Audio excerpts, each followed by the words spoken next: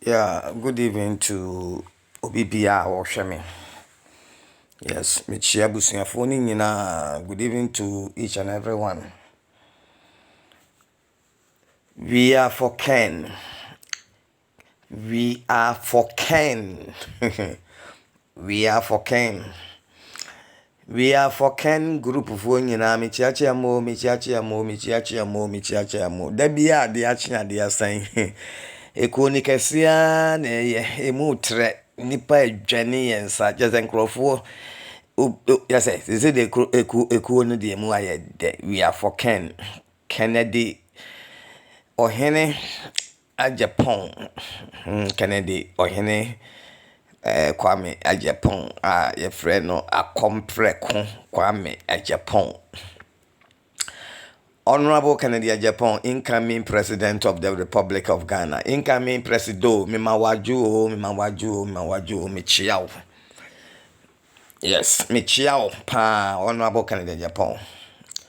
No shaking. And I answer a time that so be any how shaky and answer. Obi any how by biko. We are not moving an inch. Yejina. Yes. Enti michia busuafo ni nyina obi bia odo Honorable Canada Japan. Na ono so ehunu ni say Canada Japan ye ni papa. Obetimi abo o ma Ghana. Or ideas. Or wadwene. Or ye businessman. Yes. Or my year president kura yinu ni awaye. Mpanifo say nia onimu akono ene de ne kwako ni onimu kyeneche no ena ye kwa hayo a ye de ne kɔ ti sabi obi o meye president dakora no niema o ye Ghana bebelebe wo chan president fu atete so ni omo atwetwa mko nyina enti Honorable kan Japan de ye nya wachi di ne o ye nya wachi di china and now more nam no more can and you am coming to address Nkrofobi and I will not miss my words. Made Nkrophobia temper because near more you know. You see, Momba Omiankrof way a moke cancer in Hununadi. Ya na maybe I'll cry me share more videos not me some missing. Says a my desperate, yeah, desperate. Says a desperado. Everybody, but I could not miss the say, why, ye did bow me a cogina at the Kessias. I'll call Asanti Mamu, Tumfua Yakwasi Diana, Wakona. Eslemuni bakramuni Muslim da bena fulan entuma kententuma ya kamfo ntuma omunifira kente ya santefo Palestine Slemuni ba de ogro de kente de Slemuni ba o kwenka washa trouser bi no washa ufugu aguso kremoni dia ananse Slemuni dia de nimu ne ifugu ni enimu no fugu anabatakari ahwehwa nimu any pressure me say me make a post to be Nkrofo be comment here Nkrofo asresa because very simple say why is this man Bawumia so desperate for power? Why is he so desperate for power? Why? Meanwhile, the Ghana economy is in shambles. The economy of Ghana is in tatters. And to a shame, na nipa bi pipi na diko. Now the Nkrofo omudi ba omiachini omo na na campaign campaign team no Nkrofo omdi achire ni nyina hwa omo anim atim say greediness adware wom self say utimi say omo ye greedy ankasa. Shankrofo mu din nachi uhu omanimu a te say wuntumi gina hoi chama wuntumi uhu ne say this guy is a greedy bastard we greedy ankasa and John Shankrofo ye greedy nkwa na atwa ba omya ho ahia because of chop wuntumi galamsey ya wo say forest ya ade no so aban we ote so wo ko galamsey no enti no de ne ho abata ba omya ho so that they will shield him into watakwaye ni mu no odwiri nnuagu no tutu form say nsase oye galamsey nti obe prese ba omi antena so because onim so na bo kan Japan be president ya ne galamsey na oye na ba wie so onim yes enti me say okuna da won nya asem ketewa o emu a che party no eye divisible by 2 the mu a che me you say 2 eye omo pe no kware na omo pe no kware yes one more pen kware na di honorable kende pon achi no omo pen kware na di ba omi achi because kware number 1 is say what is the state of Ghana economy today me am da hai and me meka nchira o say Ghana economy no asai na emelekon asabi o president nankasa his excellency Nana-Addo Akufo-Addo nankasa tu na numutu o say economy ne de ya mutu no kura won't be nya ho hwe into the next president na ohwe so beba be so but adden na muntimi nkan no kware nchire abranti ese papa hona wo ye economic management team no na ada no na ye the head and the chairman na economy ya papa Akufo-Addo kura to na numutu say agie agu sit down my friend for to tenase ya to Ghana economy na niema enye yie na ho kire na doso wo Ghana fo so ne madam fubi me ne bon komo no oka na o kire petrol bo Ghana na de nam so me de mi ankasa me ka na ankasa kra me ba me beton 4x4 me ntimi nto ho petrol ene ne age meton because obe fele ka na se ka no wo fele be 10 gallon na gumu a wetimi atu ya ho na mpo wuto 8 gallons okra mpo a ne gallon ba ko etwam 60 Ghana o maye ni say tru kan no sa nipa we no ono na da economy na no a wo no na ye the head of the economic management team na na economy agigei a president Akufo-Addo ankasa tu na numutu o say ogitum say economy ne de asai no mo jene yodium na mo jene yo so omeye president because mo ye greedy enti me say party MPP ne mu achew eye womo a womo ye greedy ena kodi ba omi afa no ena yenso ayese yen de yenye greedy na emom ye pese o man no etumpo no ena ya bedi Kenya Japan afa no ye behwe who will win yes eno kware betwi afa kontompo ne entro ne nabrabaso konkonsa entro de entro ntimi defeat truth da I'm telling you people sen entro lies can never defeat truth and be a no quality the truth will always be victorious opa mo fansan ba bi enso nka because clear say ba omi a mo de na ekoi na sabio papa ya na ye vice president on na Ghana economy ya no ene na economy ya beduru ba bi aduri na ya bobisia ma besia no mo ene just a mapem threshold matrakra indine Akufo-Addo ne ba omi government mo nya loan bi ba bi ya okọ Chinese no mo se ye mamo de mo baji yakura mo ntu ya ye odo wani ehina de wani kire Chinese loan omo mamo odo wani kwa kire UK bobo France bobo Germany ba bi ya se ye mamo loan me se ba omi ya nkasa akura no a mo pese mo de ne koye president na numu asem enra na me hwe ne video bi a enkofo yakofa betum NDC fuwe no mo bo na me ra humpo o eno akotena sa station we the simple as is it Joy Prime and I say Joy News yeah me checking here na o kan sem afi no baba bam fufuro no condemn John Mahama amamu no kan sem nzamu anu o kan ne mo promise o mo be ye nyina no enene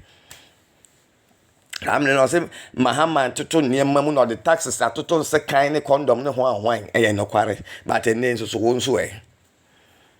enso satam no she bo se omon tax niema bebre enso ye hu ne ye ko ndi ba omi nkasa credibility no the sometimes some of us we wonder say ba me an dear message cramp no bekoka campaign duru so a Lord no ye flag bear mo de mo choose no as a flag bearer enti se ba me apa na gina MPP a no ye MPP flag bearer dear message na ba me gina platform obeka de because and this in some way wo kan yin na go internet so eno na mu yiba makom no mu yiba makom ansa ko fa de say o me de huru ni sa ya tizika so kwam de ya tizika so kwam because o kan ye and oba ye so ene ma na nko yi enti wan so bia ya tizika so kwam de ya tizika so na kwam de sika ne wo he na ba me so kan so obi ye incompetent and ne oba me na ye fra wo most incompetent organa and so sa nipa wen mo mpa no quarantine na mu nyina tu akodu na chi me so de ahwe enipa atu adi ba omi achi no hu omanimu a utimi hu se enkrofo wo ye criminal sankasa na omo ye enkrofo mo nwen Ghana hu they don't think about Ghana bako they are just focusing on their stomach just omo yafunu they are thinking about positions nkwa Samia ugu abena kokwa efre wo enura waso camera si so ko ne ko yi wo ho ano why abena kokwa efre Samia ugu o ma ban mu emeye ma o si yi wo ma nkoda national hwan authority friends NL ho no national friends lotos ni authority ho no na wo ni sika twempena China akodi ya na bla kokko waba expose wasan ba bio so ade kan beka onam no ano pia ke kansin hunu kire onabo ke Japan ke kan kwase asem enso wo akufu adobia ban ba so onanya asem ne yanka wo Samia wuku wen wo bra MPP ho chan kan Japan wo Samia wuku sika sign na the sponsor MPP MPP I need power.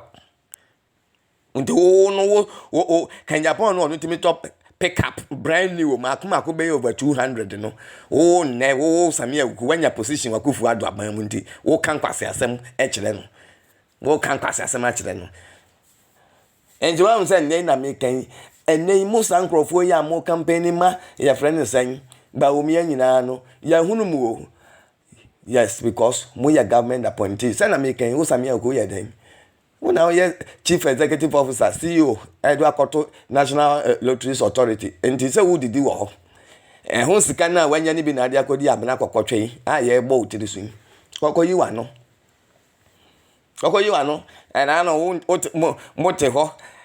And I moved them when we can pass them. I don't say Abronia Becca say who Samia who I'm holding poor, but I will say a yes, say. Akutia bien mu niwura say wo apart from position a wo wanya waban mu no officer prapra krampa wo mo no senka women organizers and say women e man no a mo wo party supporters e ma wo mu nko ya prapra no wo Samia ku age sa contract na ma oyere enne mu didi waban ni mu ndi mo no sa nkrofo wen yakoka se ba omia we imaye momfane ma mo de ne kwa ba omia ebe ma partner ko position ya na mo buafu because mu nyina you are not thinking about a friend say part no mo botom because wo Samia ku yes ba omia na ko fu adu na ma waye nipa yes o mo na ma position ya nei wo ye National Lotteries Authority wo ye CEO enti wo didi to be kan kwase asem da ko bi nso betwa mu a o se ya friend den Kate gyimiefuor salad ne kura asem ya me nwanwan say according to story kura wo Kate wadam for pan honorable kan Japan a kan kura sponsor many bebre when wo pay positions ahoro nya kan ya but ne watwa wo ho kan kwase asem fa kan ho na nya ye mu bi nwanwan o se den kan Japan de mayen to ababa na kan ba oba begu wadwuma kan ba begu wadwuma se wonim se adwuma na enya legit se wo ye adwuma ye business ye clean business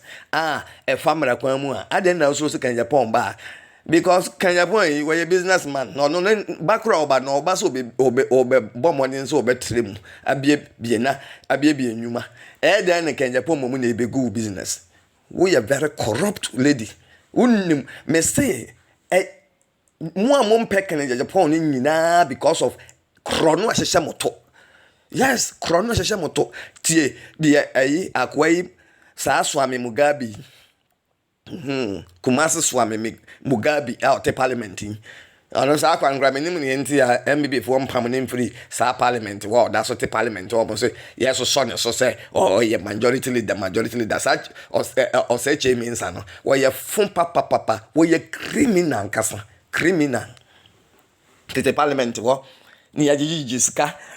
ani ye di bail bi bakra emfata kra sika ni ajiska ni ya wona tiko ni atwea fam ni ya approve foolish man o say den kan Japan they won't be president ni enti a wo say chairman sambo nso no ni enti a won support kan Japan na support Baumia no because kan Japan na no ha no won't be keep secret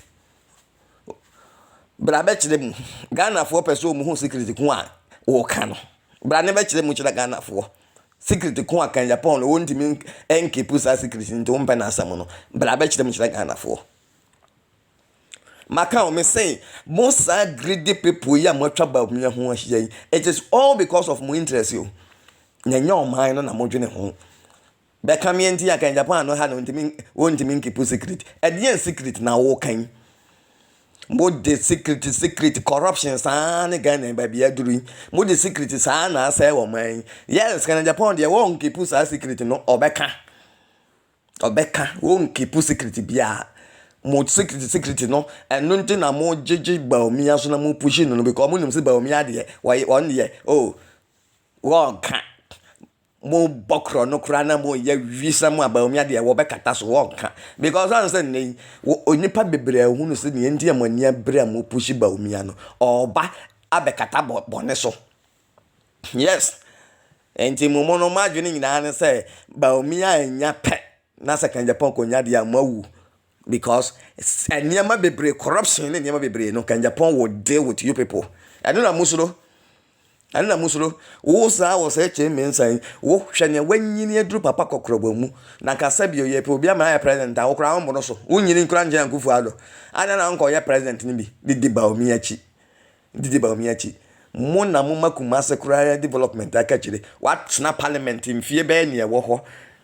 hwene so ame interchange da bia papa we ba no aba kan oh sika na you ready oh contract oh ya approve loan no aba omo ya ni 7 years echo 8 years so I mean interchange na kwesi san oh general num no abetena radio so no to no kan kwase asem foolish man second Japan to me keep secret some mo peba Baumia because on your ba be keep secret because obam yencheni corruption no be kata so kan so de munum so on de tutujagu kata mo bone ne so enti mo mpe na asem sometimes me na ha me say na mo san crofo am di Baumia chi am fe sam ye intelligent na uti am say bi am kan kan Japan one step down na on election aye kwenda nimbe gu as one step down yakoto aba obi anya almost 70%. Oh, and 4% be ya to about almost nipa 10,000. I got to about 900 ya. But me and Kwanya almost 600 the Japan one sign. Muni mafutu wa hu. Munko ngura na munko chire aboa kokko de se omara fie. Why na osakoko ni nua na akoko ntonso mate na fie. Kwasia fo. Am say mo da mo na. Mo ya mo hyehye mo. Na zabi o kan Japan obawi a mo ma na wi e masem oni pe mo so wonyo obi a wo mu anya mo firi mu antosin ndi mo kura mo bi so onkote ne party onko independent so what is your problem enti on resign no afraid there by force wa on resign chenchina on resign yes o kwa na nimbegu ase e fa mo ho ben na nimbegu ase masem ana o di musika na ye campaign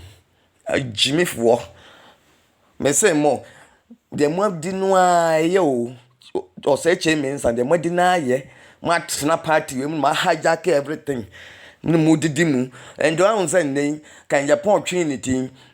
youth ni nipa what party no mo e bring nyina especially the grassroots everybody is crying for kan Japan so obeba abe save party no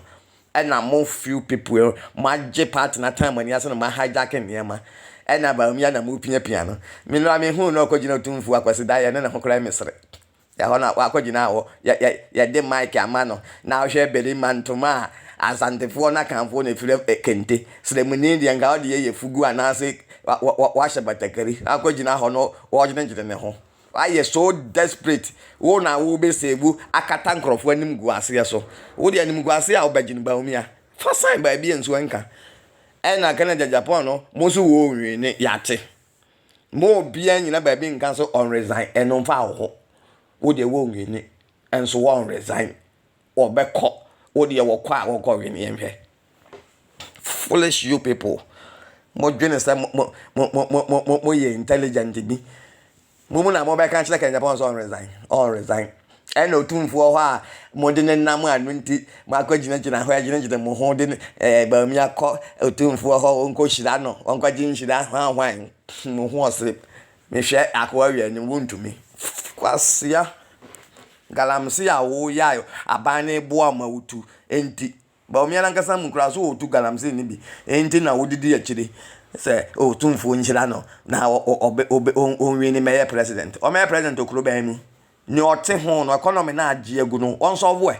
so meye president na otumfo nhira no otumfo to ababa akopɛ one na himfiefo ne beto abamba omia kasi ni pegu kumasi na santimam ya gyimiefuor ho me meti asantimam ansume nto maba omia an nto ba ne kina so be gina kra se ono kra na be gina 2024 general election kra me nto ma no Kwasia otumfo no betimi akire obi ba bi obi nto abanko ono no beti ebe obi akon na so otumfo ne mo obi aduane di mo gyimie kan Japan wa ngo ho onko pehwe wo ho mo hwehwe ni mu me say aden ba omi ayes I mean too desperate for power why aden why desperate I feel the Kwasia ya so no akwa gine ne ho why desperate meanwhile economy is on sa won't be solve ye and that ye pie na tiko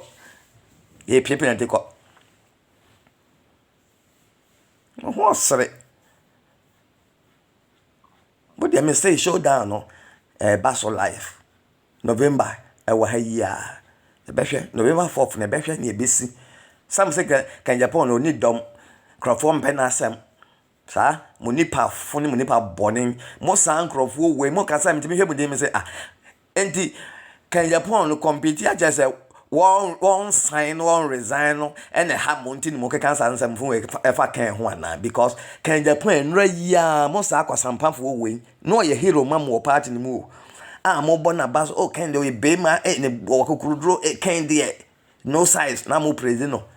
I say ne wo just wo compete with ba omi anti one sign ya one sign ti and am be kan kwa asma fa na ho na mo dwene sense hu na mo keka fa de ho ne be ma ye mu bi no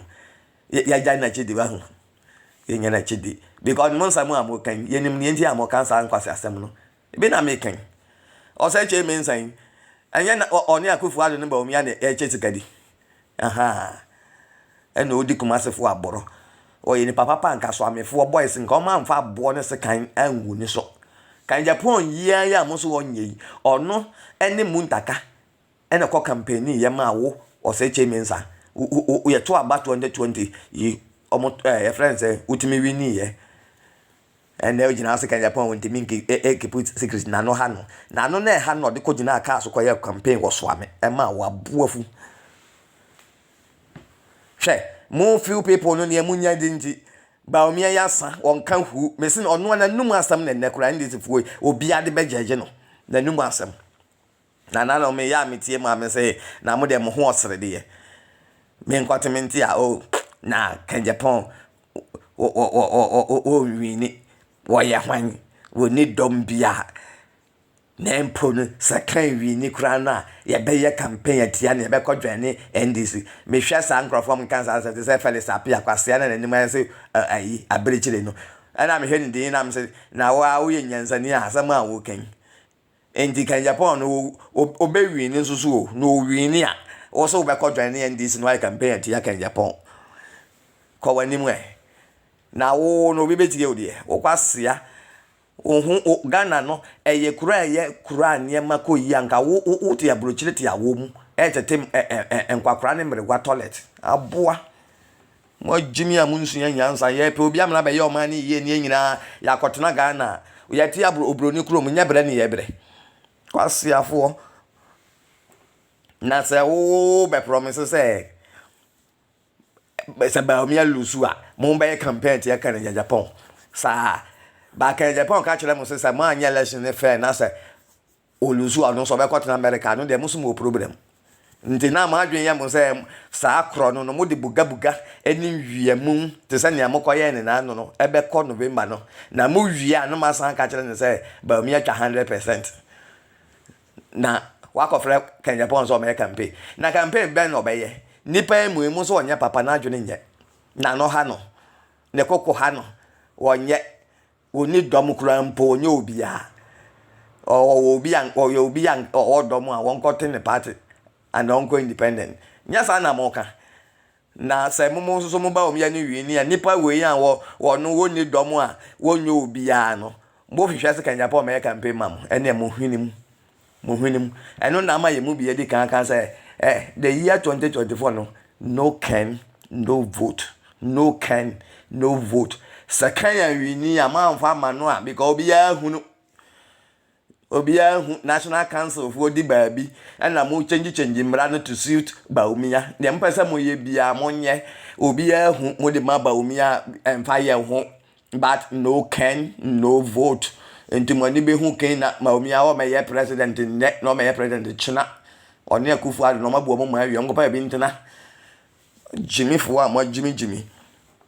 ne nipa wo Ghana nyine ensu ohia ne kom na ho kire na me kan heba bia ne 1 gallon of petrol nam yakoka na mu yi ano ne Kwasia bi ono de abetu group na me ka chense master jajo Muhammadin a wo bo no amamu nko yi na o ye kan wo koka jo Muhammad sam Bahama sam a wa ba kan wani abere jo ma wo fidi su ko ye ne solve the problem, the current problem, solve it and stop blaming past government na Mahama. Free ho come yan saying, "O free ho na o say COVID." And I'm so COVID Ghana ngwa ni COVID. Ghana nkwa na COVID bae. COVID ni twa mu mfie mienu ni ngrofo atoto mu niema. O la so te won timi ntoto hwe say mbepe president adi. Ye kan ma mu yenka. And you know there we promise you Baumia people. We are promising you. It's a promise. Showdown na ye kanu. Mo de krono na winim buga patapasam ko wura lesson nim opon ska mo betuatua ni nyina na chi no. Mo de buga no krono na patapa ko wura mu na mo eko yes eko yi Baumia so na winim mereko a mo di asisiye ni krono ni wiemu a ene we promise you people say showdown no. Eno na abronya ka kire mo no ene gari no ye de aboa nkasa ene begum na me ka kire mo she de mo nim ne e ba nti mo nim ne e ba we Kwasia biti ha wo no o keka Kwasia sem ma me hesu me hu sa video no kura ba ono Kwasia mpa ni ba ko bi otete han ono o keka nsem funfa ona bo kan Japan enso obi anim ba bia ono Kwasia no ogina obi anim ba bia ogina odem ma me ntwa so kura me fa me video ni nsi ya ono ya see a friend lawyer lawyer ampaw lawyer ampaw yes Maurice ampaw mo amote Ghana ndem ni mo no nanka me pe video na bo so hu kura hia Maurice ampaw no lawyer Maurice ampaw you see me wi asade aya me mpene say nipa oye nya atwumni me chiri san kwase asem no obi oye nya atwumni pretender sa hypocrisy no people must stop me chiri nipa atisa o because o lawyer yi asem a wo kan enye afutuo ananye advice na dem honorable kan Japan waba at you are trying everything possible to just bring the man down. Just and someone who can is an insult. I mean, but instead of you to make it clear for people to know, say, woman is ampaw, o support Baumia, o Baumia camp. Even where you are sitting, baby, I want to walk can Kwasia assembling in a yen crofwa. And be a radio station out, so and you won't to me stations on out. Now, say be who say to me, and I'm out airtime on charge. You won't just get your more free airtime. Now, better how your program. Competitions who are in themselves a Baumia and Canada Paul. And Baumia camp, we want to mean and a dear name more than a campaign manager by force campaign manager. And now what you want to me station so. And to the fact that you have good rapport and a good relationship with somebody like Wuntumeno. You see, obey you know, you know, obey she no ayeshe. But they me chilling nipa or ye pretender. Oh, can someone as if say we a neutral person. Meanwhile, you are not. You are not a neutral person. You are somebody supporting Baumia. And they said, be who Baumia fan. Leave Canada Pong alone. Mr. Maurice ampaw, when near yet to send ye who to Kwasia, when Nissen abua potrotitens when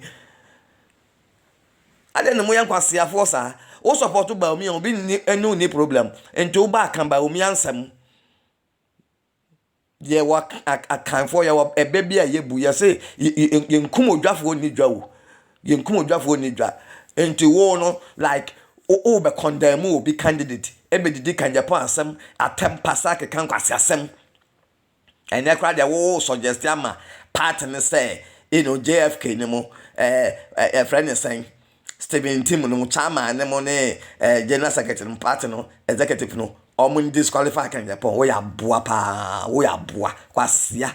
Maurice ampaw nye ni hia ni adekun a wo de ye wo yire a wo yire ni wu ye no bra be chire Ghana for person mu hu adekun ekun wo yire Kwasia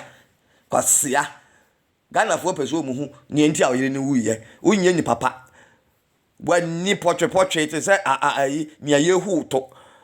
akotena ho obia ni mu relationship with wuntumi ya wadamfo ni station so na wote ho na unya wanu aduane Kwasia so ye lawyer law court be na ugina mu a wo defend the case Kwasia kekankuto no na woni ma ko da bia on social media for en Kwasia sem kuto when ni portrait wo ne kan Japan one important person. And then can Japan just a personal attack, you know, attack can Japan or some disqualify no. They should disqualify him and then or threaten the number one gentleman of the state, the president of the land, who muadia ne koko na woni munina na bufuo no a family curse. Oh, and same ya papa we akekana. Meanwhile, what to me a radio station so and I can't say more and I want to miss so to hoshen because juma buano because can Japan no. But let me tell you, Lawrence Maurice ampaw we my man Ganjela sebe Ghana for kura mumu because mumma ho fu adete ho when ni ayese ni ehu to pampanta asa wo wi adwe Kwasia obienti unu wuntumi no because mo de Kwasia adwuma na demo ye ma law school nyina wa certificate so common demo wa law school ye lawyer so common de wa je okotuna wuntumi ekoye campaign ma Baumia Kwasia antu ashim Ghana economy no hwa ho kire wo Ghana so Ghana for so and their own kan ho asem wa hu na mpo so about Baumia wo kwa kan Baumia ho asem ne praise Baumia but don't go there and insult Japan. Who are buapa say Japan no a case a woman bushyamu na nidia baby operative restaurant be ne koko bomb to train second and fine ko say into your home be wabusyamu yan ni wanum ufi asem wakan wie wakan wabusyamu nsama wie ya moa me say nre ya mo Kwasiafo we na mo praise Japan so ye berima or ye berima kan de bu oduru 1 pp mu and just all compete Baumia to a time for. Now who is Maurice ampaw? Who dare you? And now what the kind this is not the first time more. Ebeke kan Kwasia sem bisa ya fa honorable kan Japan so akokan showdown. Afi de ne wasan ba bie asan ye eke kan Kwasia sem sa a chile kan Japan. Adenti Meanwhile, oh yam obi or not in jar when you're intelligent, no bedroom so papa no kind of career, oh papa no dear way a neutral person. Meanwhile, you're not a neutral person. Who support by Umia because of wound to me, eh, you are down for and out in the radio station, so your program, into wound to me station out, you know. And I don't know, be cancer me say, look at Ken Japan, board in the station, Ash FM. Titru pa, o de kumase de asanjuma de Ash FM. The way actually, should the way our dear Akasama MPP government, like or the Oman FM. Look at Boiling Point, the way I nipa tie Oman FM. Or my a campaign ma buying from day one be seen there. Impon Kwasia someone who did the Japan no of a friend saying of a cake in the moment still. Mam a buying moon crofone. And this year we very happy say for ne MP. Nano Boiling Point. Still, can Japan crankers chere of a cake in the say me station, you know. A kwanya ba umia na mode me fa so nti ene MPP mpanifo kwanya part the general secretary hwa wo JFK. Imagine say wo general secretary ya na wo pay wo enti na Jombo adu and no ne kan Japan tam asay because according to Jombo adu ne buafu honorable kan Japan because kan Japan ena a company ti ya no emma wo be general secretary. But and munyina no mako support aban ba umia na munyina di nachi enti wo de yehwe nyame betua munyina aka mako ene mo amugu sire mu ho no a kwasiafo bi a mo kan Japan na be prema munya DC mu bi benya MP na no o kan kra na mewra ho ono timi ba wa be promise kromo of o muntu abama nipa wen no me DC no oh muntu man ho me MP oh at the end have almost school dan enye oh esokra pa na de ken so oh muntu man me ba ya mama ampaw muntu man ni pa na kan aba no ba ya mama kama be school no fefe no aboso or not to me can say or donate come mail machine de ya maburu mako 20 ema ni pascal or de chicha enka ho and so when nyina yakoto aba no maba ne zero muntu bi ma no because me da bia me come se Ghana ho atom ni mo fata se mo bebre ohia na nkasa mo fata because mo bebre jimi dodo mo bebre yankwase afo too much na sabi o aban no te so a wo makomo de wa wo bre no 7 years ni no obre osika ne ya no waje no nti no wato abama no onya kwase enti meme de enka me se papa anya hwe abone nya hwe e wo se onabo kan Japan o ka kire ni station no Ash FM Oman FM ma ban mu nipa ne MPP party mpanifo ne BNC station so omo ba ha mo pam na mu news station no from now kosi November na ebekoto aba no mu news station to promote mo chairman Kwame Japan no no obi abie a whole TV ne FM station amamu mo ntimi mfanye campaign ma ona bokan na mo so da no mama MPP fo we abetina so se ye DC ye MP Kwasia fo we moto aba na ona bokan Japan moto ma no amma sankrofo e kwara betina ho na ho ne abebo aban no ba umia no abaso nsamfo kwa media menye kan Japan kan papa anya hwe abone so nya hwe se ne nsuo ye no kasa na wi abeye na emu no ye ka kire momba gyimiefuor no say we will match you people boot for boot tin na munye ready showdown no samadwene ye mo say November no betwi afa nipa so moboa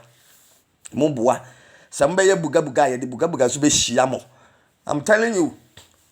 samo munim say ade no mu nyanti mu ba ye na patapa buga ene ye betwen mo pa mo sa na second Japan wini mo be campaign atia na sa na mo so ba umia wini be campaign atia ba umia mo fansa ba bi enso nka gyimiefuor abusu am dem life no see adini ye GH man for me chia mu nyina na Maurice ampaw de onya careful yes and nina yesa no ye de ayi di tu ye di tu enwa no ye de sa yin bi beji yi na nina aye potpotwe na nina aye se ne ya hu ne to no ye be yi na nina to agu Kwasia unum campaign ya campaign mamba umia now we baby did can Japan time I can Kwasia Sam say and was said bien I am say Ghana military crack or swag in Japan and the partner they helped to disqualify him. They should disqualify him because Wako can then Yako show down or 13 president and Kwasia when need to say a apotran wouldn't echo Sia foolish people Munina Kahona my yeah bre Mon can no ba omi ya nje me mo ne homode o man niam anko yie still la mo for so na so ane chinchin a o me president ni papa te se kan Japan o ha na mo masad na tutankuru mo di natem o da me se mo ntwan ye no ye November no ye be hwe ne bisi ya nya so no mototi ya nya campaign mabo me be kan sase na make say ye be campaign at ya ba omi a he doesn't deserve to be president o ni mo ho a won ho ne sira pro economy ete ho aniema gigi agu basa wo ntoto niema ne nam ho na nkasakasa ne ento atoa hwe na mo bi mo fe se ye be maka Japan adwene pa agu papa we tiri mu opeso de ye o man ni ye be maka ni tiri mu mo bo akura ye be match boot for boot some hu se pressure ne da boso mo hu se kind is winning enti enkwase asem na afia mo kaka pa ne ho na se nipa na onye obia na se wo nwini ya what is your problem adan mani abre bebre am chire mu nsem sai adan mo kasa bebrebe na mo chire mu nsem bebre na attack bebrebe onipa mu so onye obia oni dom bia wo nwini emmoa samo ya mo hwehwe mo ana one step down enti mo pe bia se yakoma nhia na manhia hira yen asia otumfo ni vote yesen ana one na be toduane mo obidi na be kan kire obi so obi nto abamba omia papa bi nkotena champagne fu am di ba omia chi enyama newu cheme nsa hwani watifia duru yana tifia duru okro no ese kan Japan de o beti eto o ntimi mfa secret nsi e secret na wo kan e secret fi okomianso ne kromfo awi na kasa bi o yesi ye pai kromfo a unya wi a ade na wudwane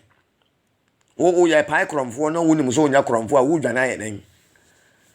munyina krono na mo de se o man Ghana ntimo nim se kan Japan do ba ye ba chichi mu agum enti wan se mo amafira se kama numu asem ye behwe me say kan de say no ne dom no aye more edwamufo my body ne so trot drivers taxi drivers magazine and na no kofo ahwe ba bia ye body ne so ye peni pa mana be solve Ghana problem a ne ote ho na de na je ne nsama ase no no mo sa pia no mo greedy e da mo so mo feel say mo few people na mo aban mo me I decide am Ghanaians me say say party ne dey fine say party ne dey ade ye mo dey ne mo pe bia mo nye mo ko yi ba omi a here no emfa ye ho ye support ba omi a ye be campaign ye tia no ye nto aba ma ba omi a ene be ma chese o dey mo we nkasakasa ha me ho ladies and gentlemen me dey life ni see ya me chi obi bia we are for Ken ehwa na ejina nyame kura ya dom na meka da bia nipa ni be kan group no enra me hu se ajako kura mpo atiasi mu a wo company ma onabo kan Japan am se yes yan nipa papa atitulufo na dwan yen enipa o munye greedy yes ajako so obi anim so aban ba ye kura aban no akufu ado no ba omi anim omo ne wo relationship o company ma wo since 2016 na de ana mo amo se aban na kura wa hu se ono akura bu ni be adede jania mu na nenam abudija eni amuna nanam ajako adwuma oye ye nyina ma amode ne to tankuru wa mkuma wudufu edi natem kanjako yakwas